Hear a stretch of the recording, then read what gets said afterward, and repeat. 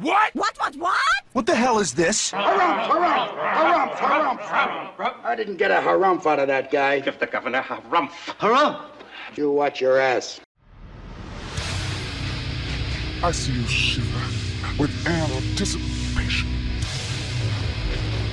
Let the show begin. Hey everybody, this is David Heretic coming at you with another edition of Reactions, Reviews, and Rants. And tonight, alright, we're coming back to Seikima-II. Yes, indeed, Seikima-II Fans FEELIN YOU. Come on now. Here we go. Before we go any further, for those of you who are feeling inclined to doing all of the clicks and the likes and the bibbidi-bibbidi bop, do me a favor, before you do all that stuff, please watch the whole video first, okay? Give me a chance to actually earn those clicks and likes. Now, after the video's done, you still feel like doing all those clicks and likes, then by all means, feel free to click away. This comes as a request from Al Aoki, and this is actually Al's prioritized request for the month of April for being a silver tier member on the Patreon page. So, here you go, Al. Hope you enjoy the show, man.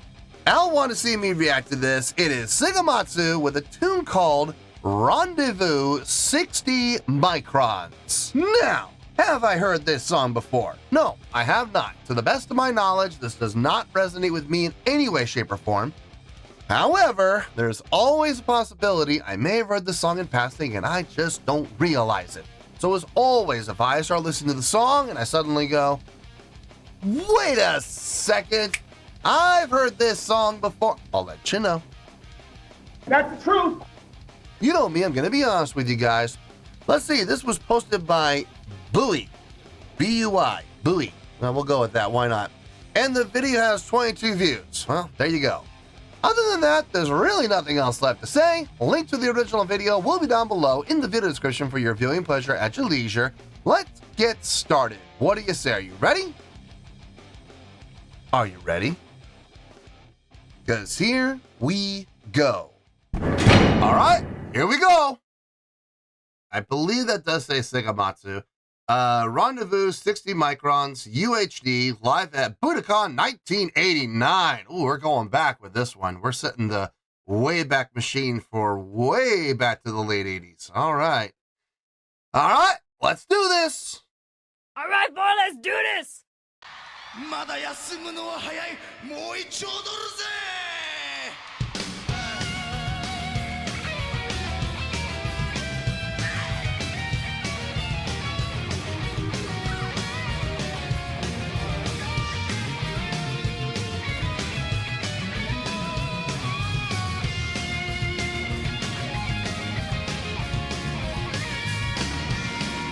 They're really going for the dissonant solo there.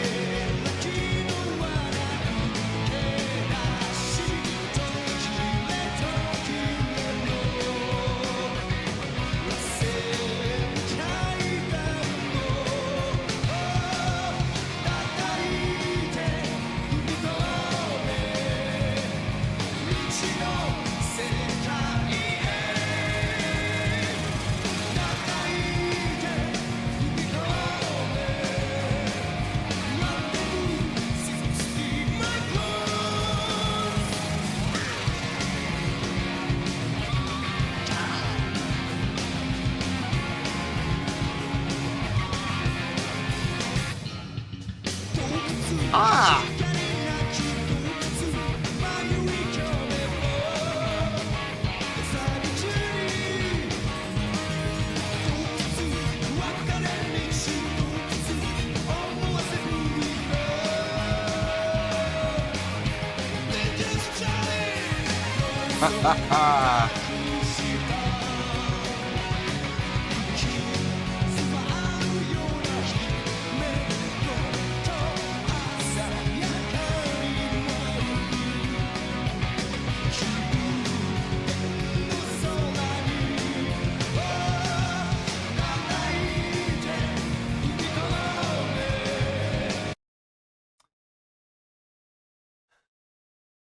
It's a good song, okay? I got no complaints about the song. I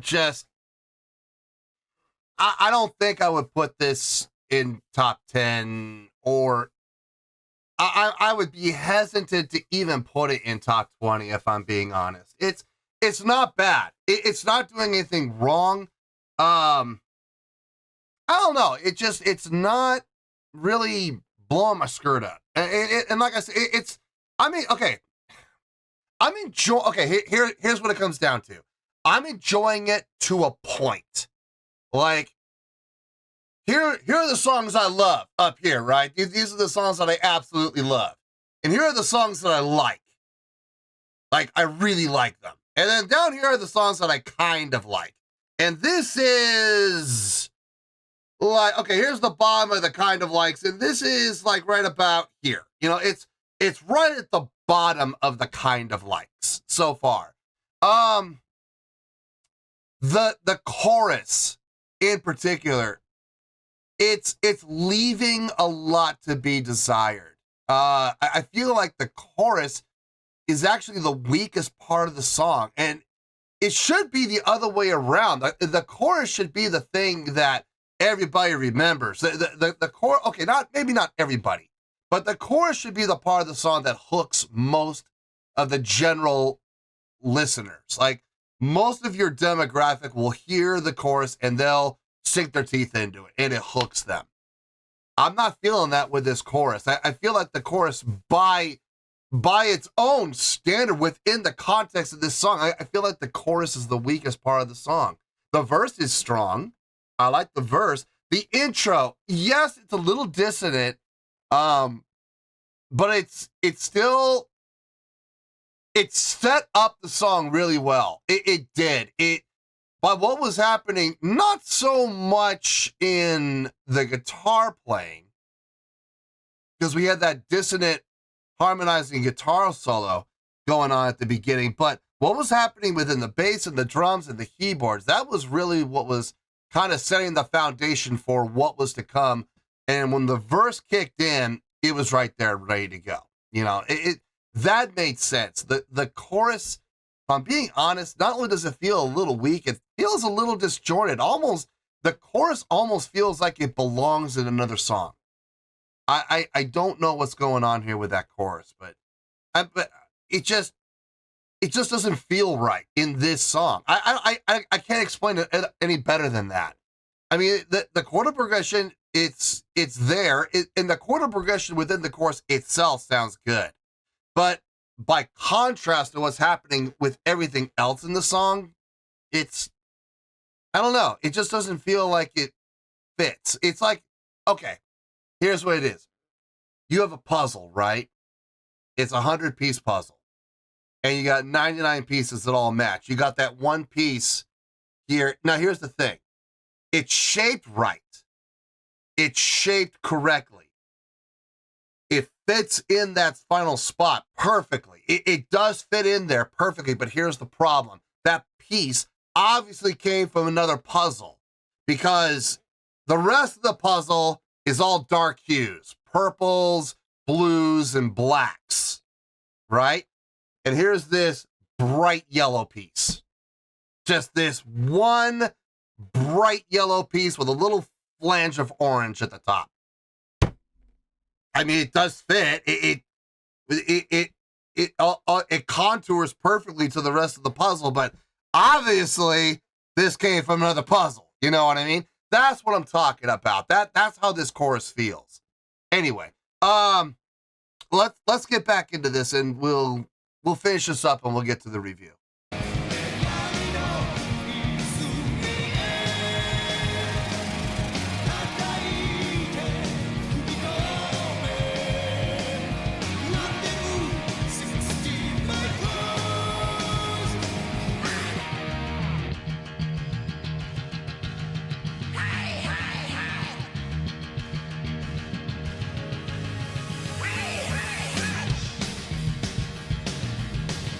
Ah, I see what's going on. I'm like, how's he thumping and got that going on at the same time? Okay, it's not just the bass player. Here's what's happening.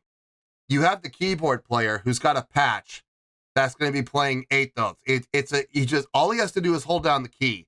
And by depressing the key and holding it down, the keyboard patch is designed to have a rhythmic placement, a rhythmic attack every 8th note. And the note never changes. It's going to hold that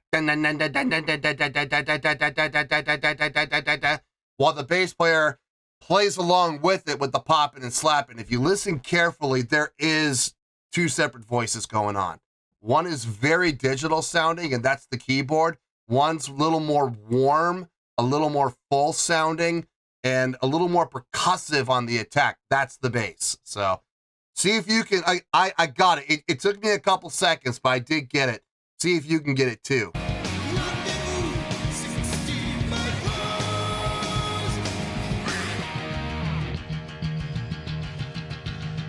You hear it?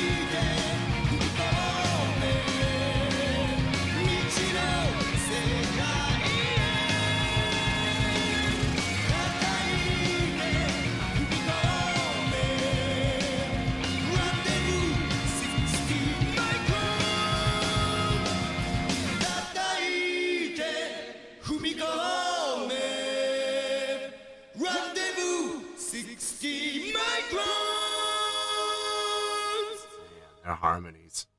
Always on point. Always. Yeah, you could bet on there. You could seriously bet money on their harmonies being spot on like every time. One of the things I love about this band, and they do it live. Like, it's one thing to have 3-part harmonies on a studio recording. That's one thing.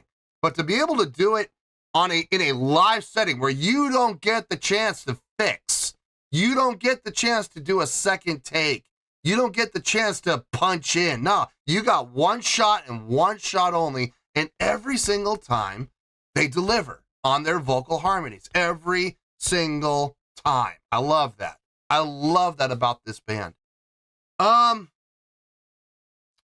There's quite a bit to talk about. I want to compress it down as much as possible, so we're not here for 20 minutes. So let me get my thoughts together. I'll see you in the review, and we'll talk about it. Well, there you go, folks. That was Seikima-II with Rendezvous 60 Microns. This was a request from Al Aoki, and this was actually Al's prioritized request for the month of April for being a silver tier member on the Patreon page. So there you go, Al. Hope you enjoyed the show. There's a lot. There's a lot I want to discuss. Now, I was able to compress everything down. I think we can get this done in under 10 minutes. I'm almost positive we can, but I don't know. Maybe not.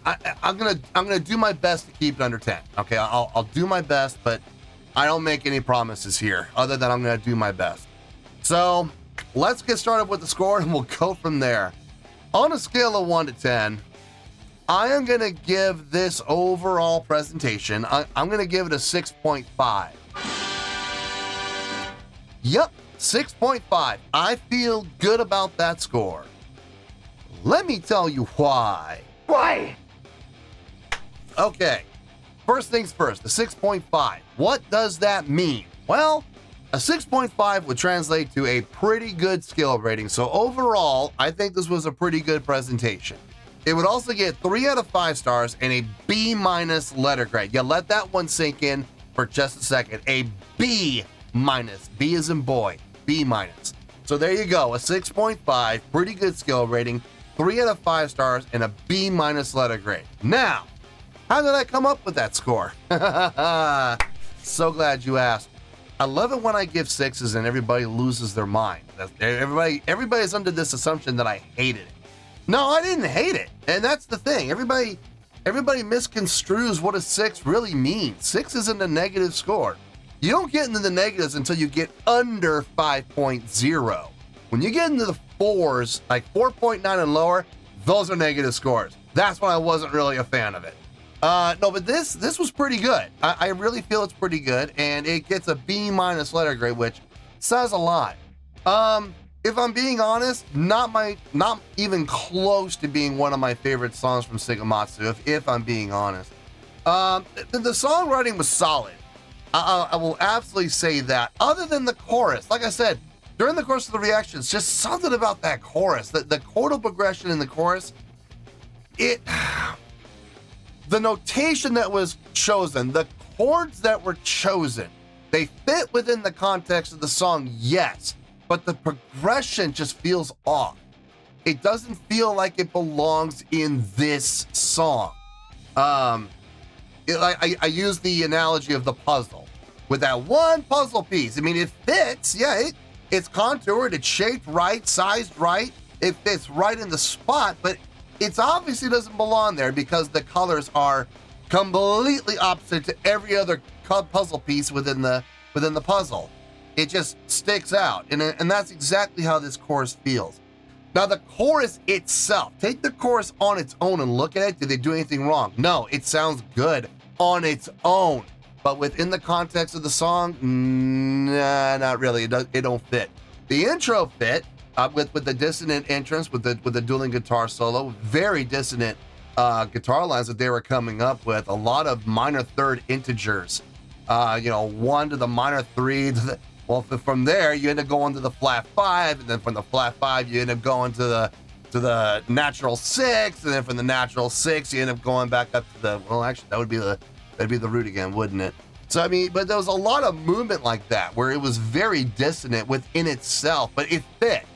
It did fit because, number one, the two guitar players harmonizing made it pretty obvious that what they were doing was meant to be. Secondly, it kind of hid. It was a little bit of sleight of hand. Everybody's so focused on what's happening within the guitars that underneath the guitars, you got the bass, you got the drums, you got the keyboard setting up the verses. And they're there. It's almost subliminal. And I thought that was really kind of cool. You got to kind of shut out what was happening within the guitars to see what was happening there and go, oh, I see what's happening now. That little sleight of hand move was kind of cool. The verses made sense. I think the verses were fine. The solo section was fine. It's just the verse, not the verse. It was just the chorus. Little disconnected. As far as musicianship goes, I think everybody played their instruments just fine. Everybody sounded solid across the board. I've heard more impressive playing from everybody as far as the guitar players go and the drumming, but the bass player actually got to show off his chops a little bit. That was nice to see. When he got that little breakdown section where it fooled me at first. It took me a couple seconds to really hone in and go, oh, wait a second. Those are two different voices. Okay. You got the keyboard over there just holding down the key with that rhythmic, patch going. And then you had the bass player doing the popping. Not the popping, it was just slapping, really. It was just thumping away, really, more than anything else. And it sounded really good. Always good to see the bass player get a chance to kind of get the spotlight a little bit. As a bassist, I'm always in favor of that. Vocally, this was probably the highlight of the entire song were the vocals. I think Demon's vocals were really well done within the context of this song. I think what he sang fit the song like a glove. Even in the chorus, I mean, what he sang in the chorus fit the chorus, absolutely. But again, the chorus as a whole, just a little disjointed. the thing that always impresses me about this band, and I cannot state it enough, they do not get enough credit for this. Their vocal harmonies, the execution of their vocal harmonies in a live setting always impresses me. It always does. Especially, I mean, they will usually do the 2-part harmonies, yes, but when they do pull the 3-part harmonies out in a live setting, that always raises my eyebrows. I can always feel my eyebrows go, oh, oh, there it is. Hey, there we go again. They're proving once again that they're very underrated when it comes to their vocal abilities in a live setting. Like I said, it's one thing to do it in studio. If you don't get it right, that's all right. We'll take 2, or take 5, or take 17, or 36, or however many takes you got to get. Back in the 80s, that's what they would do. Nowadays with Pro Tools, it's easy. Punch in. Just punch in. We'll just punch it in right there, and then they'll go in with auto tune, and they'll clean it any little minor discrepancies up. And it's all done in post. It's super easy now. But back in the day, in 1989, they didn't have Pro Tools. No, they did not. So that was a little more challenging. You had to actually be able to sing back in the day. No, but overall, I think the live performance aspect from this musically just sounded fine. I mean, I got no issues with it whatsoever. And then the live show. The live show did help. It did help. Let's see. Stage presence, check. They got that. Stage energy, check. They got that as well. Some movement and motion happening, especially from Demon, which, if anybody on stage is going to do it, it better be the lead vocalist. If the lead vocalist is standing there and letting the guitar player do all the work, that can be an issue for me, honestly. It's really more the lead vocalist job than anyone else. But as long as someone's doing something, I'm okay. But yeah, Demon was doing quite a bit there. So were the other guitar players. The 2 guitarists were doing quite a bit as well. Stage interaction, check. We had a couple of instances where Demon would interact with, it was usually Ace, but I think I saw him interact with the other guitar player on stage right. I don't know if that's Luke or not. I'm not 100% sure. But I saw some interaction, so that's good. Crowd interaction. Yeah, I mean, I seen him do more, but there were some key points, in particular during the choruses where he was interacting with the crowd. And it looked good. It absolutely looked good.